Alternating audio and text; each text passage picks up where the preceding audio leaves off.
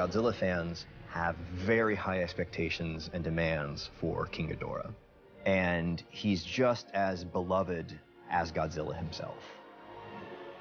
You literally have two kings squaring off against each other. That's the Super Bowl to a Godzilla fan.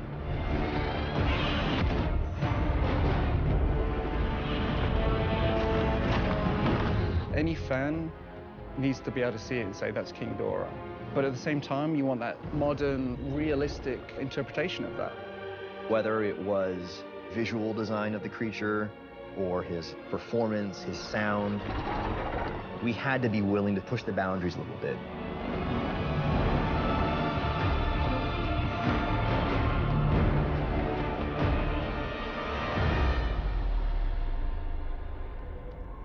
Ghidorah, the one who's many. He's not part of our natural order, and he's not meant to be here. A false king. There are certain traits, certain strands of DNA that have persisted in every incarnation of the character from his first introduction back in the 60s. He's golden, 3 heads, very strange bat-like wings, and a very distinct cackle. King Ghidorah very clearly has his origins in the legendary Greek, but the way that he looks is based more on Eastern mythology.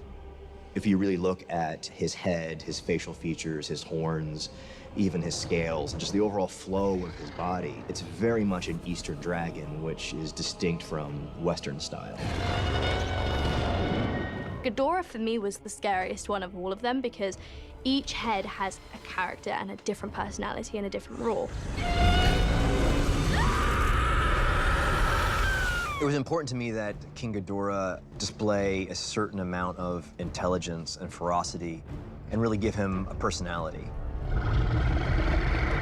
So we took 3 very talented performance capture artists and essentially tied them together so that each head would have its own individual reactions during a confrontation.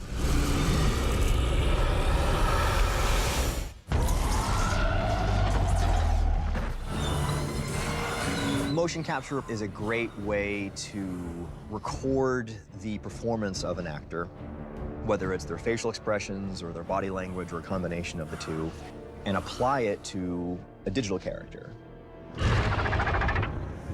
In a lot of ways, it was like we were going back to the techniques they used from the 50s to the 70s. You're still relying on the performances of human actors to bring these 350-foot-tall creatures to life.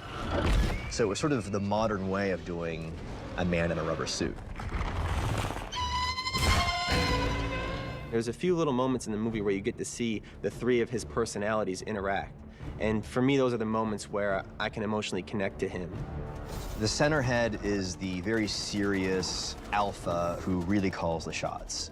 And then the head on the right was always a bit more aggressive, tenacious, the one sort of itching to get into the fight. The head on the left, we saw as a very sort of curious, almost inquisitive head, who is a little bit more playful. So in Antarctica, for example, when he first rises up out of the ice, there's a moment when he spots human soldiers firing guns at him. Now, he's been asleep for millions of years, so theoretically, he's never seen this before. So instead of just creating a moment where he just steps on them or blasts them, I wanted to just have the briefest moment where he sort of bends down out of curiosity and sort of just sniffs them out before ultimately deciding, okay, these guys suck, let me just get them out of the way, and he just completely fries them. Oh, shit. But even then, one of my favorite moments actually is when he bends down and sort of just licks the corpses of the soldiers that were there. And then the alpha head in the middle yells at him and nudges him, tells him to stop. The center head is always the one that's trying to get the other heads back on track. It's a bit like the Three Stooges. What about Moe, Larry, and Curly over here? But it really did help the visual effects artists, the creature animators, to give it just a little bit of an extra spark. With King Ghidorah, we went back and listened to all the original cries and roars and screeches from the classic Toho movies and try to come up with something that was familiar and tip the hat to those cries, but also was something fresh and original. And so we went to an animal wrangler and recorded the sounds of snakes hissing, a rattlesnake.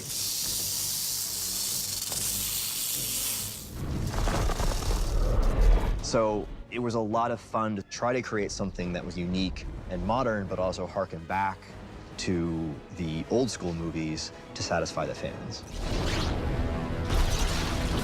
From the first time we see him in the movie, I wanted to make sure that the audience knew that we were dealing with something very different than what Godzilla had faced in the previous film.